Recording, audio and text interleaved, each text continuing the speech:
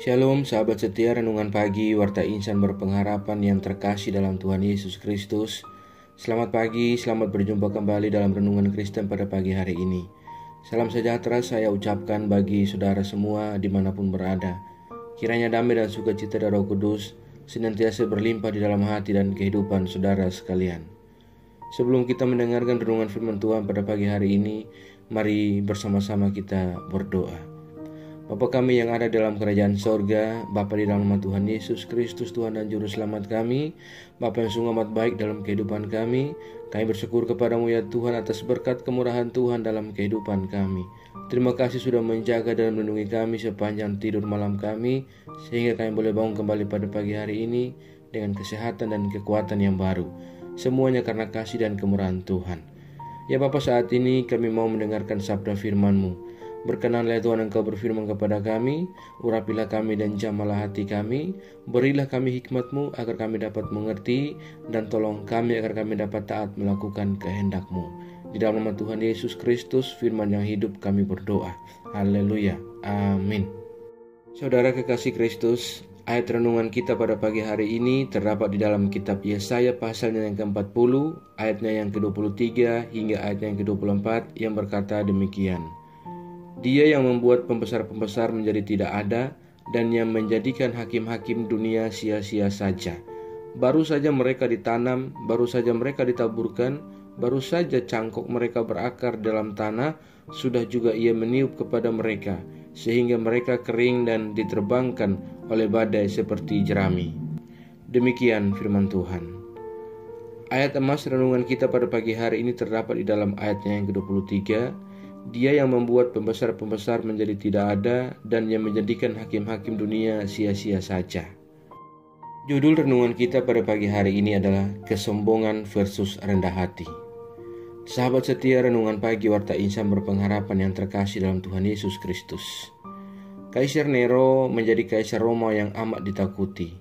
Semua orang yang dianggap sebagai musuh tanpa ampun segera disingkirkannya. Dengan didukung oleh pasukan pribadi yang kuat, Kaisar Nero menjadi pribadi yang sangat sombong. Ia menyatakan tidak ada satu kuasa apapun dalam dunia ini yang dapat menjatuhkannya pada masa kepemimpinannya kecuali kematian. Namun kesombongannya terhenti ketika pasukan yang dibangunnya justru berbalik dan melawannya. Mereka menyerbunya ke istana, namun mereka mendapati Kaisar Nero telah mati bunuh diri. Dalam sekejap, kekuasaan yang dibangun oleh Nero itu pun runtuh. Sahabat yang baik, dalam pembacaan kita pada pagi hari ini, Nabi Yesaya mengingatkan akan betapa rapuhnya hidup manusia. Bahkan hal ini pun dapat dilihat dari orang-orang yang diyakini memiliki kekuasaan atas hidup orang banyak seperti para pembesar dan hakim. Seorang pembesar atau hakim bisa saja tergoda untuk memanfaatkan kekuasaan yang mereka miliki untuk menindas dan mencurigai orang lain. Namun Nabi Yesaya mengingatkan bahwa kekuasaan yang mereka miliki tidak kekal di hadapan Tuhan. Kapan saja Tuhan bisa mengambil kekuasaan yang mereka miliki dan mencabutnya untuk dialihkannya kepada orang lain. Bahkan tidak hanya kekuasaan, melainkan hidup mereka pun bisa saja lenyap sesuai dengan kehendak Tuhan. Itulah sebabnya kita tidak boleh membangun kesombongan di dalam diri, karena semuanya akan sia-sia ketika kita akan berhadapan dengan Tuhan. Sahabatku yang baik hati, Alkitab sudah memberikan beberapa pedoman yang bisa kita jadikan sebagai standar dalam memeriksa apakah kita sudah rendah hati ataukah kita masih dalam pribadi yang memiliki kesombongan. Yang pertama adalah orang yang rendah hati adalah orang yang tidak sombong.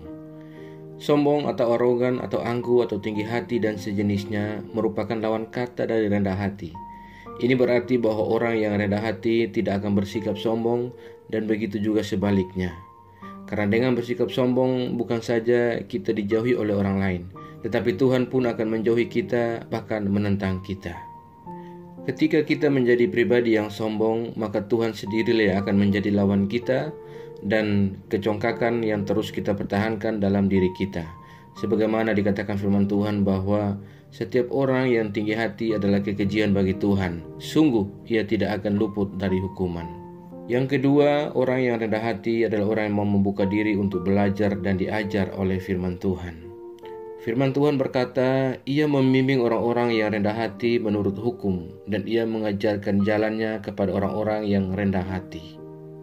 Dari firman Tuhan ini kita bisa melihat bahwa orang-orang yang rendah hati memiliki kemauan untuk terus belajar dan lembut hatinya untuk diajar. Yang ketiga adalah orang yang rendah hati, tidak egois atau selalu mementingkan diri sendiri. Ini juga merupakan gambaran dari orang yang rendah hati. Bagaimana sebuah ikatan, organisasi atau perkumpulan, perserikatan, komunitas atau bentuk lainnya bisa tetap kokoh apabila anggotanya terus-menerus hanya mementingkan diri sendiri.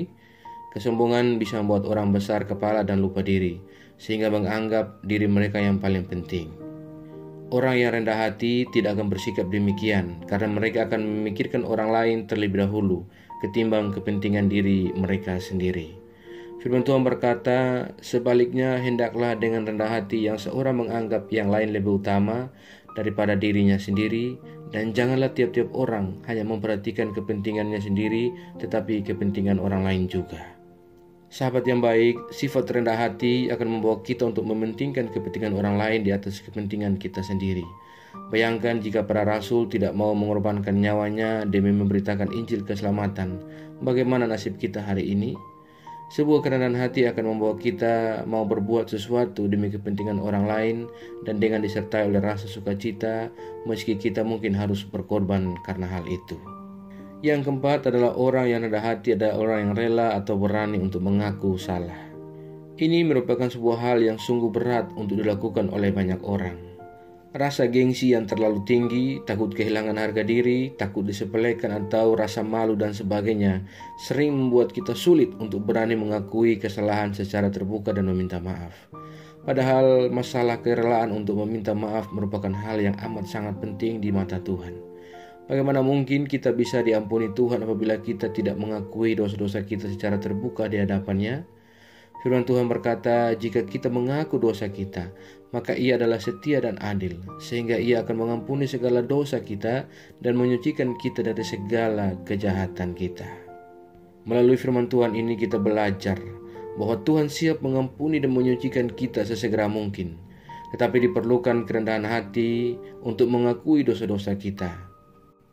Sahabat yang baik hati, dari 4 hal di atas kita bisa melihat bahwa sebuah kualitas tinggi dari orang-orang yang hidup dalam sikap kerendahan hati adalah orang-orang yang benar-benar mau melakukan kehendak Tuhan. Karena itu tidaklah heran jika Tuhan meninggikan orang-orang yang memiliki sifat rendah hati dan bukan orang-orang yang memiliki kesombongan. Bahkan siap untuk memahkotai dengan keselamatan seperti firman Tuhan disampaikan, sebab Tuhan berkenan kepada umat-Nya, Ia memahkotai orang-orang yang rendah hati dengan keselamatan. Bukan hanya keselamatan dari bahaya sakit penyakit, krisis finansial dan sebagainya di dunia ini, tetapi keselamatan jiwa yang kekal. Oleh karena itu, sahabatku yang baik, tidak ada alasan apapun bagi kita untuk bersikap sombong, melainkan kita harus rendah hati. Kita harus ingat bahwa kita hanyalah orang-orang yang berasal dari debu, dan semua yang kita miliki sesungguhnya berasal dari Tuhan. Oleh karena itu, mari teruslah ingatkan kepada diri kita agar kita tetap menjadi pribadi yang rendah hati dan tidak sombong dalam keadaan apapun, karena itulah yang akan menyenangkan hati Tuhan. Sahabat yang baik hati, Tuhan menghendaki agar kita membangun hidup yang memuliakan nama-Nya. Hidup yang demikian dapat kita wujudkan dengan sikap berendah hati dan berelasi dengan sesama, daripada menyombongkan diri. Maka langkah baiknya bila kita dapat bekerja sama dengan orang lain, sebab dengan bekerja sama dalam perkara-perkara yang baik, kita mampu memberikan manfaat bagi kehidupan orang banyak. Tuhan siap untuk memberkati secara kontinu kehidupan daripada anak-anak-Nya yang rendah hati. Sebaliknya, Ia akan menentang dan menghukum mereka yang sombong dan tinggi hati. Kiranya Tuhan menolong kita semua untuk menjadi pribadi yang rendah hati dan senantiasa hidup menyenangkan hati Tuhan dan sesama kita. Tuhan memberkati kita semua. Amin. Mari kita berdoa. Bapa Surgawi, Bapa di dalam Tuhan Yesus Kristus, Tuhan dan Juru Selamat kami mengucap syukur kepadamu ya Tuhan untuk firman yang sudah kami renungkan bersama-sama pada kesempatan ini. Firman yang kembali mengingatkan kepada kami semua bagaimana kami harus menjadi pribadi yang rendah hati dan hidup berkenan di hadapan-Mu ya Tuhan. Ya Bapa, sebagai orang-orang yang rendah hati, kami percaya bahwa Engkau akan siap memberkati kami secara kontinu dan di dalam kerendahan hati kami. Sebaliknya Engkau akan menentang kami dan menghukum kami ketika kami menjadi pribadi yang sombong dan tinggi hati. Terima kasih ya Bapa, berikanlah kami sukacita-Mu dalam bekerja sama untuk mengupayakan kesejahteraan bersama dalam kehidupan kami, untuk menjadi orang-orang yang senantiasa rendah hati dan mempermuliakan nama-Mu ya Allah. Terima kasih ya Tuhan Yesus yang baik, ajarlah kami agar kami selalu taat dan setia dalam iman kami kepadamu, dan kami tidak terpengaruh dengan kehidupan dunia ini ya Bapa, melainkan kami sungguh-sungguh percaya dan beriman kepadamu ya Tuhan. Ya Roh Kudus, kuatkanlah kami dan tuntunlah kami di jalan yang Engkau kehendaki dalam kebenaran firman-Mu. Berkatilah kami di sepanjang hari ini dalam segala tugas, aktivitas, dan kerja serta usaha kami. Pimpinlah dan bimbinglah kami ya Tuhan, agar semua yang kami kerjakan di hari ini boleh menyenangkan dan memuliakan hati-Mu ya Bapa. Terima kasih Tuhan Yesus yang baik, saat ini hamba kembali berdoa untuk setiap kami yang sedang mengikuti renungan di pagi ini. Tuhan menolong kami, Tuhan memberkati kami. Kami yang bergumul dengan sakit penyakit untuk sebuah kesembuhan, kiranya Tuhan menjamah dan menyembuhkan kami. Kami yang bergumul dalam setiap pendidikan kami, Tuhan berikan kami jalan keluar. Terima kasih ya Bapa, kami yang sedang bergumul dalam pekerjaan, Tuhan menolong kami. Ya Tuhan, kuatkanlah kami yang lemah, sembuhkanlah kami yang sakit, dan hiburlah kami yang dalam keadaan bersedih dan bersusah hati ya Bapa. Terima kasih Tuhan Yesus yang baik, kami berdoa juga bagi bangsa dan negara kami Indonesia tercinta. Tuhan kiranya menolong dan memberkati bangsa kami. Tuhan menolong para pemimpin-pemimpin bangsa kami. Berilah hikmat dan marifat kepada mereka semua ya Allah. Terima kasih Tuhan Yesus yang baik, biarlah damai dan sejahtera dari Allah senantiasa menjadi bagian daripada bangsa kami Indonesia. Ya Tuhan, kami juga berdoa bagi seluruh gereja-gereja-Mu yang ada di seluruh muka bumi ini. Tuhan kiranya menolong dan menyertai segala macam rencana rancangan jahat yang mencoba untuk menghambat pertumbuhan gereja. Kami tolak di dalam Tuhan Yesus Kristus. Biarlah Engkau memperlengkapi kami anak-anak-Mu dengan iman yang teguh. Engkau memberkati setiap pelayanan misi yang sedang berlangsung bagi kemuliaan nama Tuhan. Para hamba-hamba Tuhan, para umat Tuhan, Engkau teguhkan iman kami ya Bapa, agar kami tetap teguh dalam menghadapi setiap godaan dalam dunia ini ya Tuhan. Dan kami tetap diberikan semangat dan keyakinan penuh untuk bersaksi memuliakan nama Tuhan kemanapun kami pergi dan kemanapun kami berada. Terima kasih ya Tuhan Yesus yang baik, jauhkanlah kami semua dari segala mara bahaya. Kami percayakan seluruh hidup dan pergumulan kami dalam tangan kuasa-Mu. Kami yakin dan percaya Engkau Tuhan yang baik akan menolong kami dan memimpin kami ke dalam segala rencana-Mu yang indah di dalam hidup kami. Di dalam nama Tuhan Yesus Kristus kami sudah berdoa dan mengucap syukur kepada Bapa di sorga. Ya Tuhan, di dalam pengasihan-Mu kami memohon, dengarkanlah doa kami. Peliharalah kami semua di dalam kasih Tuhan kami Yesus Kristus. Dia adalah Tuhan dan Juru Selamat kami, yang telah mengajarkan kami doa agung yang sempurna. Kami ucapkan secara bersama-sama.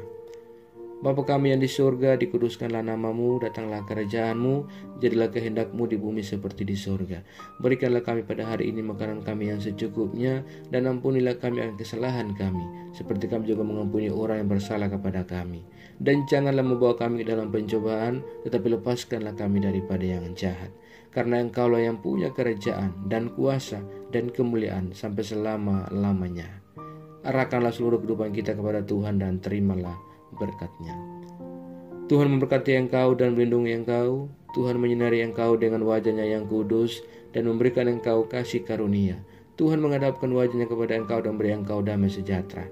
Berkat anugerah dari Bapa Surgawi, cinta kasih karunia dari Tuhan Yesus Kristus, di dalam persekutuan dan penghiburan Roh Kudus, menyertai kita semua dari sekarang ini dan kekal sampai selama-lamanya. Haleluya. Amin. Selamat pagi dan selamat beraktivitas di hari ini bagi saudara semua. Tuhan Yesus memberkati. Sampai jumpa di renungan berikutnya. Shalom.